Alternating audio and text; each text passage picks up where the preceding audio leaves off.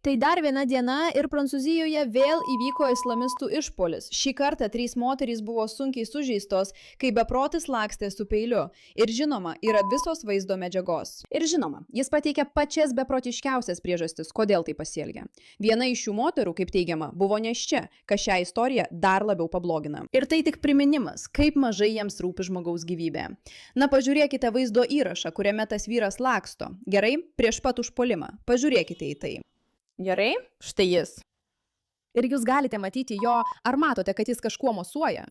Ir tas vyras, kuris filmuoja, šaukia praeiviams, kad jie saugotųsi to vaikino. Jis ginkluotas, būkite atsargus. Dėmesio, būkite atsargus. Būkite atsargus. Dėmesio, būkite atsargus.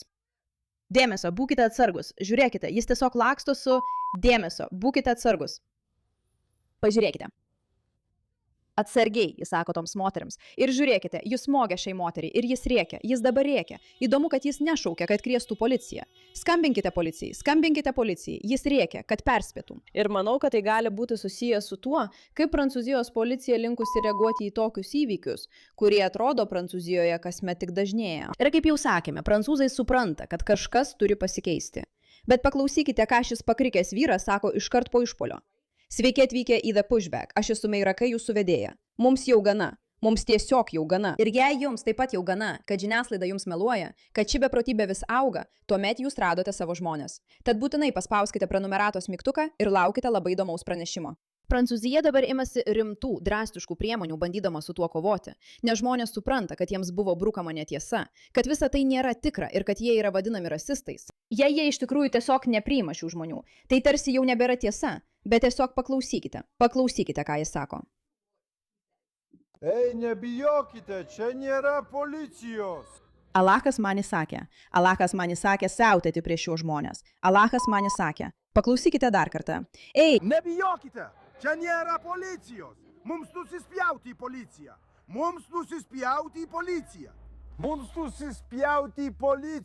čia yra.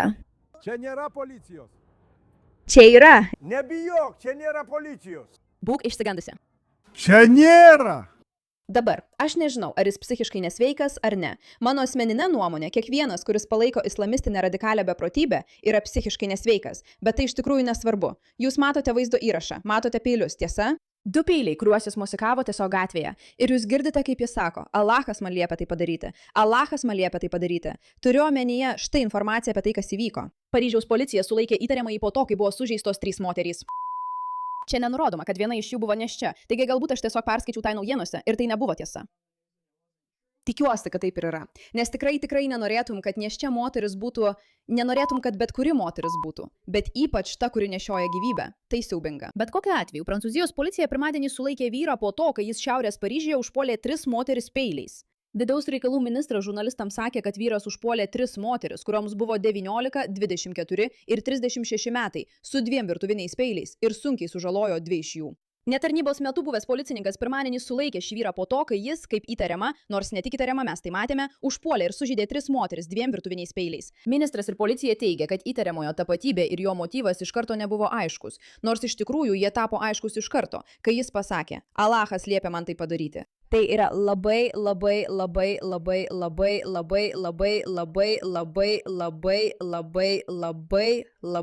aišku. Bet žinoma, policija negali apie tai pranešti. Tai priverstų juos atrodyti rasistais, ar ne, brangioji? 3 moterys, kurioms yra 19, 24 ir 36 metai, po to apie 11:30 val. Ryto buvo nuvežtos į ligoninę. Taigi tu tiesiog vaikštinėjai ryte po šią nuostabią Paryžiaus vietą ir štai ateina kažkoks psichopatas vyras su peiliu ir pradeda pulti žmones. Tai tiesiog nauja Europos realybė. 2 žmonės sunkiai sužeisti, bet jų būklė kritinė. Vienas buvo sužeistas į apatinę nugaros dalį, kitas į pilvą. Nėra aišku, ar ši moteris buvo nėščia, ar tai buvo tik gandas. Vaikinai, kodėl sakau, kad nėra aišku? Na, nes ši eilutė iš karto leidžia suprasti, kad ši ataskaita yra šališka ir netiksli. Ji nėra tiksli. Įtariamojo tapatybė ir motyvas iš karto nebuvo aiškus. Jo motyvas buvo iš karto aiškus. Ir galbūt jie nenori, kad viskas skambėtų dar blogiau, kalbėdami apie tai, kad ji buvo nėščia, o gal ji tiesiog nebuvo. Šiaurės vakarų rajono merė buvo pasakiusi, kad viena iš tų 3 buvo nėščia. Štai taip, aš buvau teisi. Matai, mano nuomonė, tai turėtų būti antraštėje. Paryžiaus policija sulaikė įtariamąjį po to, kai 3 moterys, viena iš jų nėščia, buvo sužeistos, nes tai parodo, kokia bloga yra ši situacija. Jo motyvas buvo, Alachas man liepia tai padaryti. Visi šie dalykai turėjo būti pirmosiose puslapiuose, jei žiniasklaida būtų iš tikrųjų tiksli. Nina sakė, kad įtariamąjį sulaikė netarnyboje buvęs policininkas. Padavėjas sakė, kad tuo metu ji plovė indus. Taigi, vyras praėjo su 2 peiliais ir 3 žmonėmis. Tada jaunas vyras su mažu lagaminu smogė jam per nugarą, parversdamas jį ant žemės. Šis vyras yra didvyris. Koks jo vardas? Kaip mes jį pagerbsime? Padavėjas iš netoliese esančio restorano tada uždėjo jam kėdę. Įtariamasis kalbėjo nerišliai. Nina vėl perspėjo nesidaryti skubotų išvadų apie jo motyvus. Taip? Tikrai? Nerišlus pareiškimai. Aš pakankamai suprantu, kad tai nebuvo nerišlu. Išpuolis įvyko po to, kai islamistų radikalas šeštadienį Vokietijos sostinėje Berlyne įvažiavo išsinuomotų minivenų Pride paradą. Viena moteris žuvo, dar 29 buvo sužeisti. Na, kodėl tu turėtum sieti šiuos 2 dalykus? Kodėl tu turėtum sieti islamistų išpuolį Berlyne? Kodėl? Todėl, kad jie tau meluoja. Ir žinai ką, vis daugiau žmonių pavargo nuo to. Pažiūrėk šį vaizdo įrašą. Bet tiesiog trumpam pažiūrėkime, o tada pereisime prie to, ką Paryžius daro, kad šiek tiek pakeistų situaciją. Assalamu alaikum. Nebūk čia. Ei, čia nėra policijos. Awe? Vaikinas sakantis assalamu alaikum tarsi sako, ne, mes čia Prancūzijoje. Atsiprašau, aš to nesakau, aš čia taip nesakau. Vas-y, regarde. Là, si tu me dis, si tu me... Assalamu alaikum, Džekadas Milleras, iš Tidanas Vala. Čia. Tamponas, Unordas, Prancūzija, Prancūzija. Assalamu alaikum. Tiesiog assalamu alaikum.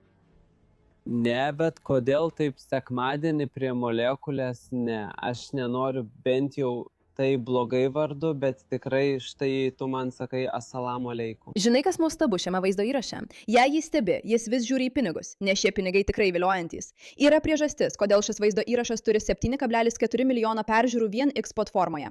Tai jį vilioja, tai daug pinigų. Jam sunku pasakyti ne, bet jis galvoja, žinai ką, man tikrai nusibodo visą tai. Aš turiu savo vertybės, aš to nepasakysiu. Dabar, ar šis vaizdo įrašas galėjo būti surežisuotas, kad perteiktų mintį? Tai iš tikrųjų nesvarbu, esmė čia aiški.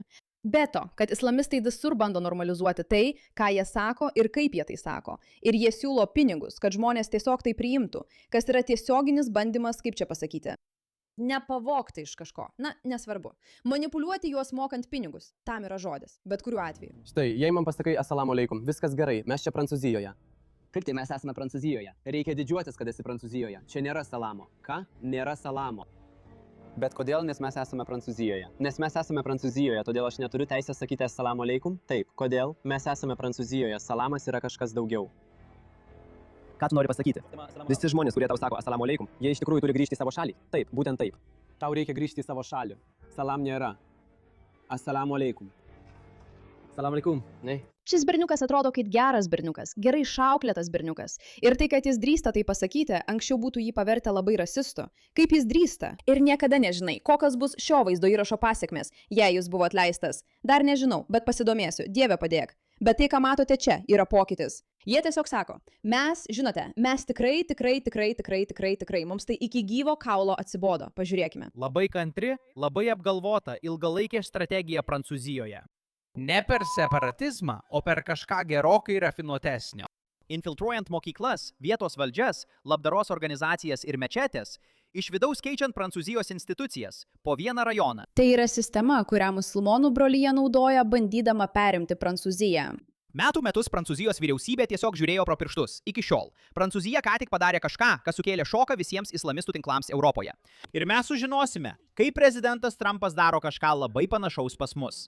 Vakarai bunda ir ryžtingai priešinasi. Sveiki draugai, čia aš, dr. Styvas, jūsų kantrus profesorius, pasiruošęs padėti jums viską suprasti. Tačiau tai, kas įvyko vos prieš kelias savaitės, yra visiškai kito lygio, nes šį kartą Prancūzija ne tik uždarė mečetę ar uždraudė drabužį, Prancūzija įvardijo strategiją. Ir tada Prancūzija pavertė tą strategiją nusikaltimu. Praėjusiu metu gegužę 73 puslapių įslaptinta ataskaita atsidūrė Prancūzijos vidaus reikalų ministro ant stalo. Ji pavadinta Musulmonų brolyje ir politinis islamas Prancūzijoje. Ir tai, ką ji atskleidė, buvo tiesiog stulbinama. Ataskaitoje buvo nustatyta 139 mečetės Prancūzijoje susijusios su musulmonų brolyje. Dar 280 susijusių asociacijų buvo pasklidusios po mokyklas, labdaros organizacijas, sporto klubus ir bendruomeninės organizacijas. Mes tai sakėme vieną kartą, sakėme milijoną kartų. Tai yra strategija. Tai nėra atsitiktinumas, kad šie žmonės čia skverbėsi. Ne, jie tai daro strategiškai. Ir Prancūzija supranta, kad jei nori susidoroti su šiais žmonėmis, niekada taip nesusitvarkysi. Turi iš tikrųjų suprasti, kodėl jie perėmė kontrolę, kaip jie tai daro. Ir tai galima suprasti pažvelgus į jų strategiją, kurią beje jie gana aiškiai aprašė. Ją lengva rasti. Net vienas iš 10 mečečių Prancūzijoje veikė musulmonų brolijos įtakoje. Ir ataskaitoje buvo įvardinta dar viena grėsmė, kurią jie pavadino trečiaja grėsme. Kažkas pavojingesnio už atvirą separatizmą, nes daugumai žmonių ji yra nematoma. Jie tai pavadino infiltravimusi.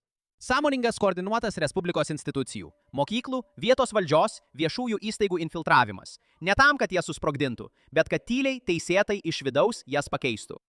Ataskaitoje buvo aprašytas reiškinys, kurį jie pavadino municipaliniu islamizmu. Strategija kelti kandidatus į vietos tarybas, mokyklų valdybas ir kaimynų asociacijas. Užimti atsakingas pareigas institucijose, o tada naudoti tas pareigas tam, kad nukreiptų finansavimą, formuotų mokymo programas ir palaipsniui normalizuotų islamo teisę greta Prancūzijos įstatymų. Taip ir vyksta, tiesa? Ir būtent todėl žiniasklaida to neįvardyja taip, kaip turėtų, nes jiems pavyko infiltruotis į visas skirtingas sistemas, todėl visur vyrauja jautrumas ir vieningumas, nors iš tikrųjų jie tiesiog planuoja perimti valdžią. Kai kuriuose Paryžiaus priemiesčiuose ir tokiuose miestuose kaip Lyonas ar Strasbūras tai nėra teorija, tai jau vyksta. Ir štai kodėl strateginių požiūrių tai taip kelia nerimą. Broliha nedaro nieko neteisėto, leidžia jūsų pensijų sąskaitoms prarasti savo galią. Metus iš metų elitas mums sakė pasitikėti sistema. Tiesa, dirbk sunkiai, taupyk pinigus ir viskas bus gerai. Bet kas nutinka, kai tie patys žmonės, kurie valdo sistemą, yra tie, kurie išpučia jūsų turtą? Štai taip jie priverčia jūs likti priklausomais. Dabar jau nebe. Dabar bus laikoma nusikaltimu infiltruotis į Prancūzijos instituciją, mokyklą, miesto tarybą ar net mečetę. Asamblėjos prezidentas Emmanuelis Macronas nori, kad įstatymo projektas pasiektų jo stalą pasirašyti iki vasaros pabaigos. Bet jei viskas vyks pagal planą, oficialiai bus neteisėta užsimti infiltravimusi. Tai reiškia, kad bus neteisėta naudoti Prancūzijos institucijas prieš pačią Prancūziją. Tai bus pirmas kartas vakarų istorijoje, kai vyriausybė pažvelgs musulmonų brolijai į akis, garsiai įvardys jo infiltravimosi strategiją ir pasakys: ne čia. Jau nebe. Gerai, tai toks yra planas. Jie to siekia. Jie bando priimti šį įstatymą, kad iš esmės sustabdytų tokį infiltravimąsi. Jei sąmoningai organizuoji kampaniją siekdamas pakirsti prancūzišką instituciją, mokyklą, vietos tarybą ar viešąją įstaigą iš vidaus, dabar už tai gali būti nuteistas mažiausiai 5 metams kalėjimo. O 2026 m. gegužės 5 d. Prancūzijos senatas balsavo dėl šio įstatymo projekto ir jis buvo priimtas didžiulė persvara - 208 balsais prieš 124. Dabar jis svarstomas nacionalinėje asamblėjoje. Prezidentas Emmanuelis Macronas nori, kad įstatymo projektas pasiektų jo stalą pasirašymui iki vasaros pabaigos. Taigi yra priimtas įstatymo projektas, kuris iš esmės uždraudžia tokį infiltravimąsi. Ar tai veiks šiuo metu? Tikriausiai ne, bet tai pirmas žingsnis. Daktaras Steve'as Telis sakė, kad tai pirmas kartas, kai tai daroma Europoje. Ne, jei pažvelgsite į Daniją, jie taip pat sąmoningai sprendžia šią problemą. Ir yra daug kitų šalių, kurios bando suprasti musulmonų broliją ir su jie susijusias problemas. Bet tai yra gera žinia. Bloga žinia tam, kad yra nėščia moteris kalėjime. Tiksliau, ne kalėjime, o savo ligoninėje, nes tai nebuvo padaryta pakankamai anksti, nes jie nenorėjo iš tikrųjų įžvelgti ženklus. Jie jau 50 metų bando infiltruotis į Prancūziją. Ir jei Prancūzijos vyriausybė būtų tiesiog nustojusi apsimetinėti, kad viskas gerai, mes nesame rasistai, o iš tikrųjų būtų ėmusi spręsti šią problemą taip, kaip reikia, visa tai galėjo būti sustabdyta. Visa tai galėjo būti sustabdyta dar labai seniai, tačiau dėja Prancūzijos vyriausybė taip nesielgė. Tačiau geriau vėliau negu niekada. Ačiū už jūsų dėmesį šiam klausimui.